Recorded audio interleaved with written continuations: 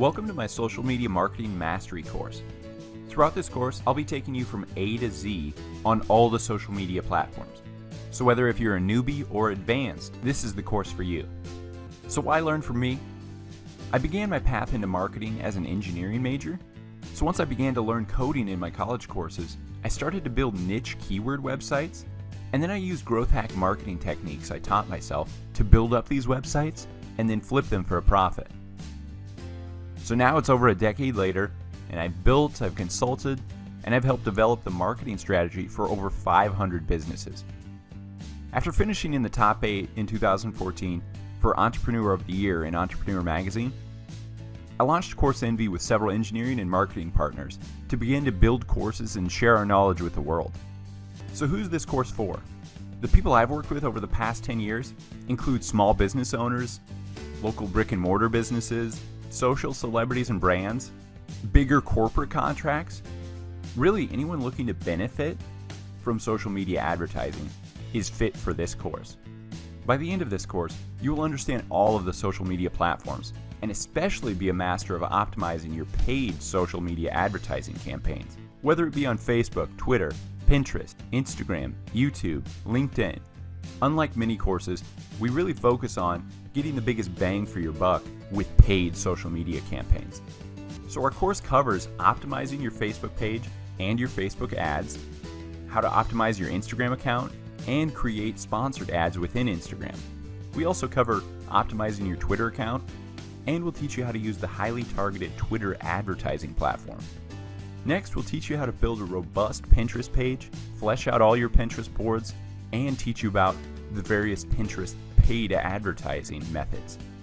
Next, we'll cover YouTube and how important it is to have the social media channel and be creating video content. And with that, we'll teach you how to create video ads via Google AdWords. The next network we cover is LinkedIn.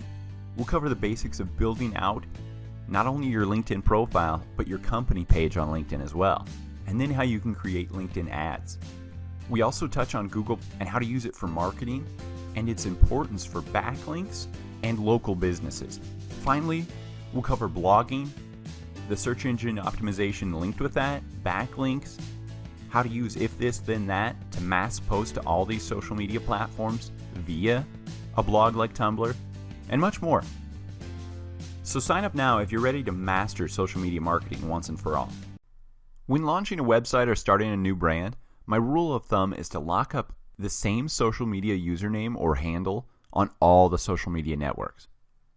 So optimally, try to lock up the domain name as your handle, or the very next best option is a keyword from your niche. So as an example, Nike, I would love to lock up the handle Nike because I already have Nike.com.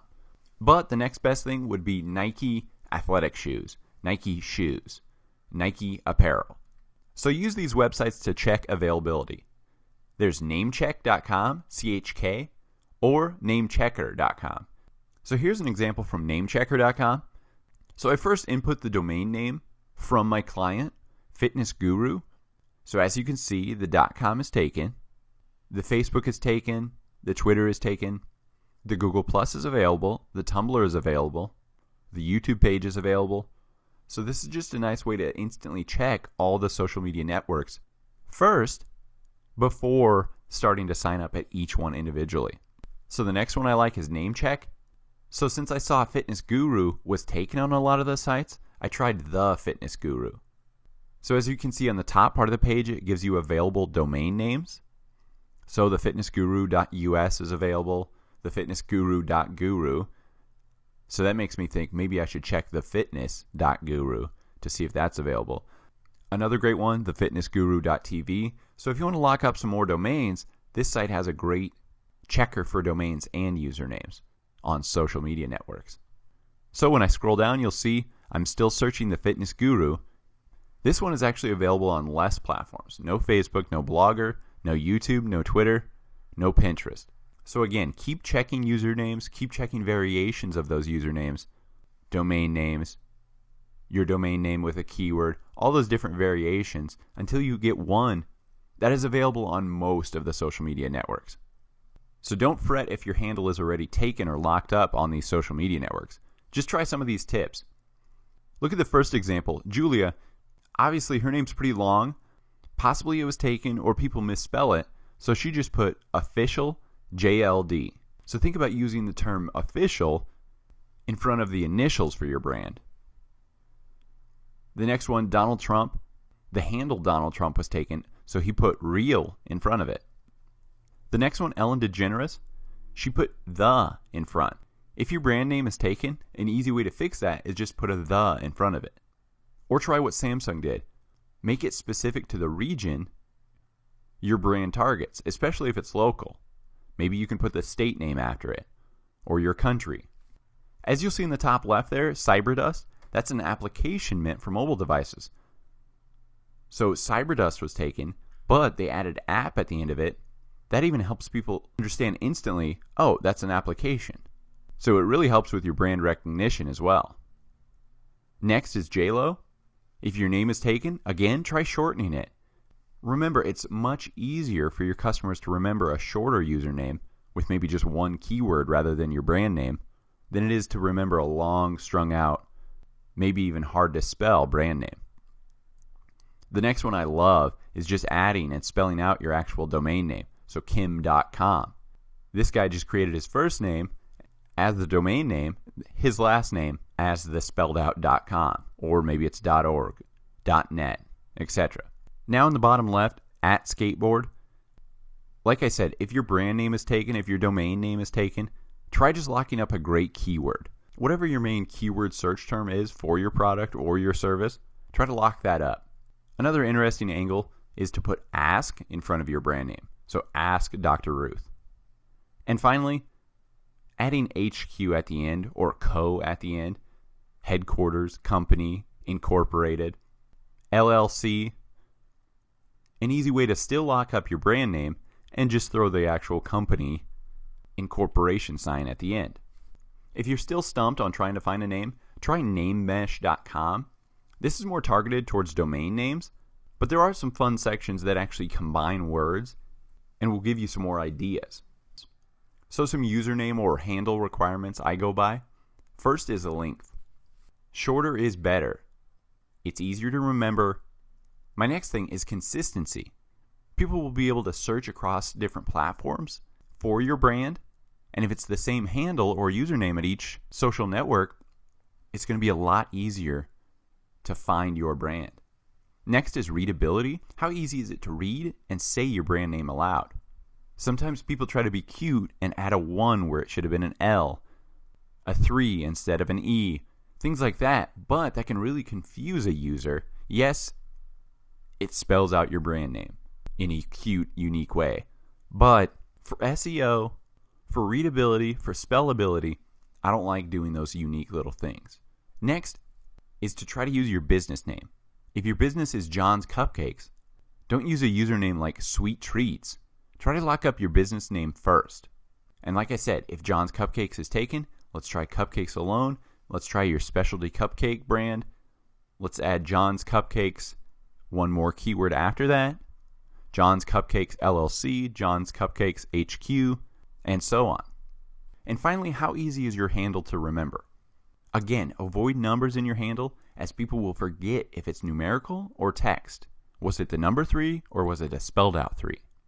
Thank you again for joining my course. Now I want to take a quick minute to give you a few tips for getting the most out of this course. So first, once you log into Udemy again, just click the My Courses tab in the top nav bar. On this My Courses page, you'll see the course you purchased from us and have lifetime access to it. So don't feel rushed to get through the course quickly. So let's click an example course here. So now we're on the course dashboard. You'll want to click the Course Content tab to start viewing the course. Udemy will highlight the lecture you left off on. But again, you have lifetime access, so you can rewatch lectures as you wish. Next is Q&A. So the Q&A tab, you can click in this field here and search for your question or keyword and see if someone has already asked that question in the past. If not, you can click Ask a New Question, type in your question title and your question right here, and then click Post Question. I typically reply to student questions within 24 to 48 hours. So after completing the course, this is when I like to see students jump in, make suggestions, comment on a lecture they had a question on. This is where I strive to get all students to 5-star satisfied. If you're at anything below a 5-star, I don't want you to rate the course. Have me help you get you to 5 stars. Ask those questions you still have. I've had students blatantly say in this Q&A, hey, I'm at a 4-star right now. I wish I knew more about XYZ. So I created a couple lectures around it, message them back and say, hey, check out lectures so-and-so. They replied to the question. Wow, this really clarified it. Thanks again. And they left me a great 5-star review. Being a professional and teaching these subjects, sometimes I leave things out because I assume students know it like me. So I need your feedback and questions to help me create a complete and perfect 5-star course. So once you're 5-star satisfied, click Rate This Course, give your input on the course, then scroll down, click Next, write your review, and give us that feedback why you loved the course. Remember, if you're not 5-star satisfied, I don't want to see the reason in this review. Ask me in a Q&A first. Help me solve that problem for you and get you to 5 stars before you leave this review. So then click Publish and Finish. So another benefit of being a Course Envy student is access to our private Course Envy community. This is where students ask me questions, interact with other students, and where I share professional tips above and beyond what I share in the courses.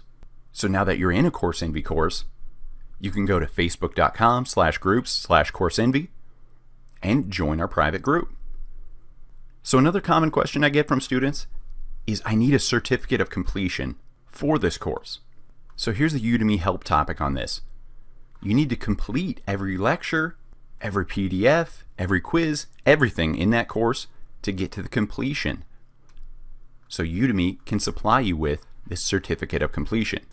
So in this example, I've completed 3 of 17 items, so I still have 14 lectures to go before Udemy will give me that certificate of completion. So if for some reason, I've seen this where students get to maybe 16 out of 17, and it's just an error on the Udemy backend. So for that, you'll just want to contact Udemy. Just scroll down and click Support. Just open a support ticket and say, what's the issue? I've completed every lecture, but I'm not getting my certificate of completion. And they'll help you out. So thanks again for joining our course, and I look forward to helping you learn new skills with Course Envy.